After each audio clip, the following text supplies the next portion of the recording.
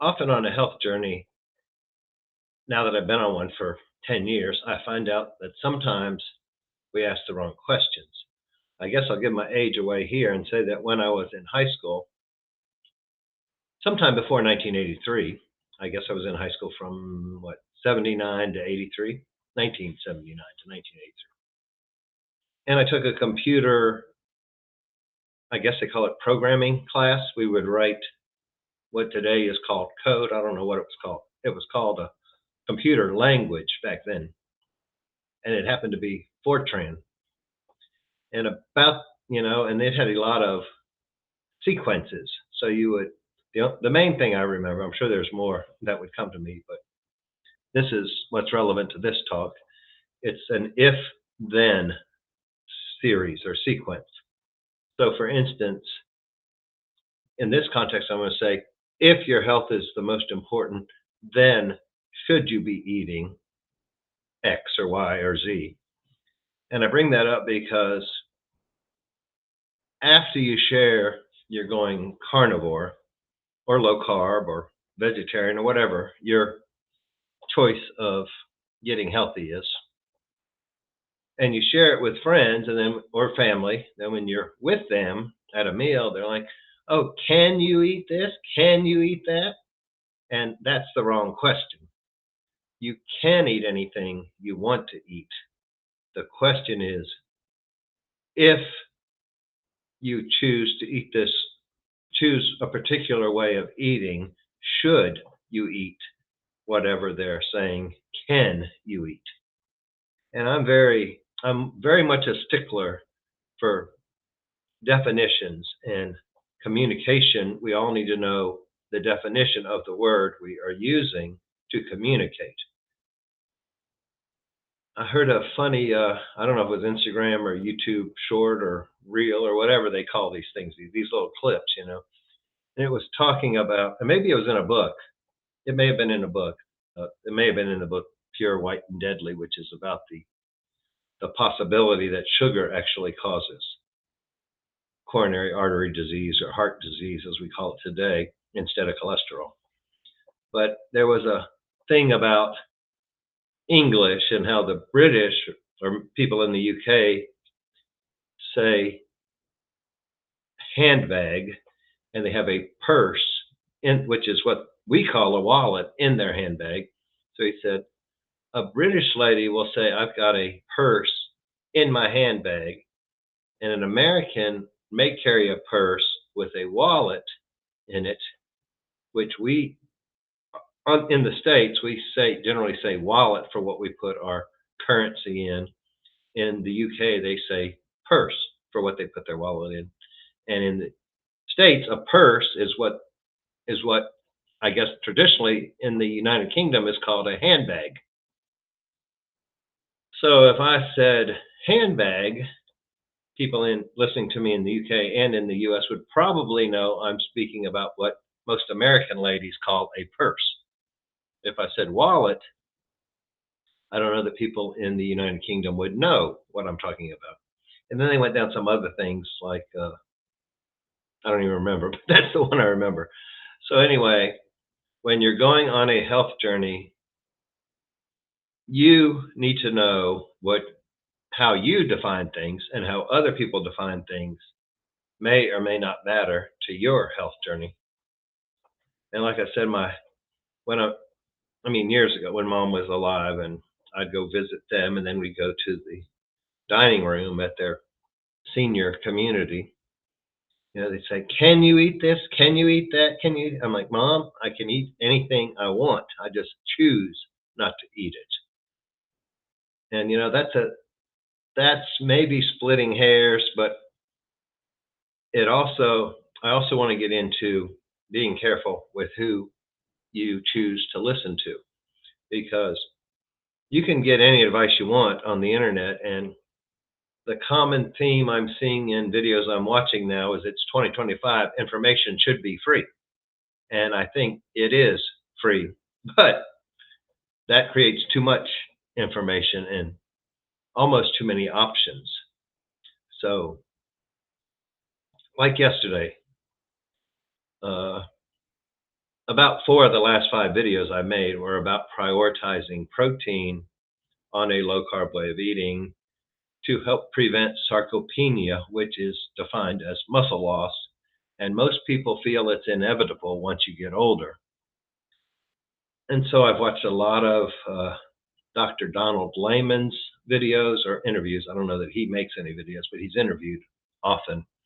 And also Dr. Robert Lustig. Dr. Layman is a PhD doctor. Dr. Lustig is an MD. He may be a PhD also. I don't know. A lot of them have multiple advanced degrees. They get a PhD and then they get an MD, or they get a JD, which is a Juris Doctorate, means you become a lawyer, then you become a doctor, or vice versa. You become a doctor, then you become a lawyer. Anyway, a lot of these people with a lot of initials after their names are pretty smart people. And we see those initials, so we say, oh, what they're saying must be right. But yesterday, you know how YouTube tries to find videos it thinks you'll like? So yesterday it referred me one about sarcopenia from a man. He was an Asian doctor. I didn't catch his name, if he even said it. That should be the first red flag, is I don't know who he was or what his background was. But he was talking about collagen being more important in muscle growth. Well, I won't say more important. See, there's another word that kind of gets misused a lot on the internet. His video was about, basically his statement was, it didn't matter how much protein you have to activate your muscle growth. If you don't have collagen, it can't build the muscle. So then he went into stuff like fish skin broth and chicken feet broth have a lot of collagen in them, but bone broth doesn't. So I shared that on my new community. And if you're interested in a community, down in the link, there is a link to my school community, which is the SKOOL school platform, which I think is the future of social media.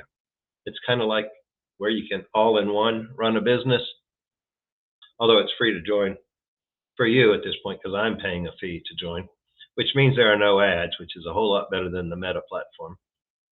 But anyway, that's another video. But anyway, I shared that video and I asked the people in my Carnivore Without the Crazy group to say, to share their thoughts. And the first one was, I've never liked fishbone broth. And I'm, wow, somebody actually knows what it is. I'd never even heard of it, fishbone broth. Another maybe red flag for somebody that's been studying this for 6 years at least. And I certainly had never thought about eating chicken feet broth, but they're fairly cheap, so I may do that.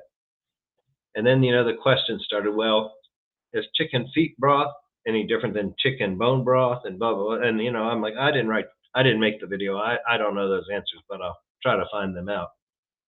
So I'm glad people are asking questions, and I think they're the right questions. I just don't know all the answers. But I say all this because today I started thinking, I don't know what that guy's credentials are, and I went and shared it.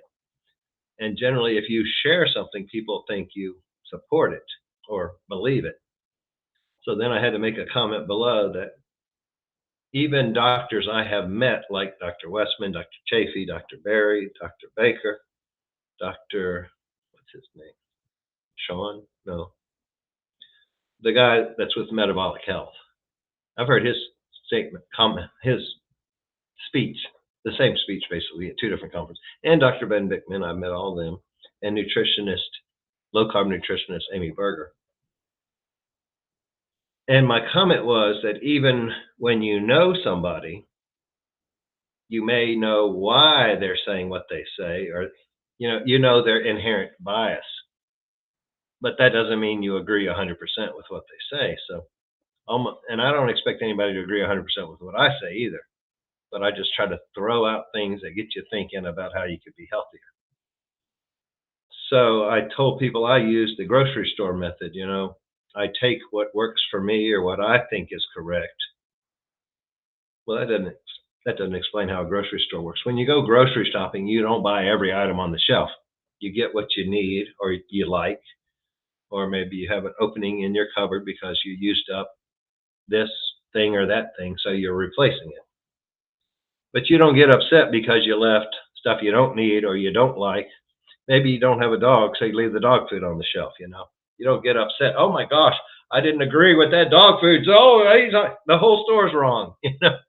No, you just leave it on the shelf and go about your business, and you buy what you need or want that day, and you don't worry about the rest of it. So sometimes with influencers, you have to use that approach, and you take what works for you the best and what you like the best or the most, or gives you the most benefit for the right question that you're asking, which could be, I'm eating this way of eating because I feel, because then I will be the healthiest person I can be. So if I continue to eat this way, if I get the dog food, it's going to mess up my carnivore diet.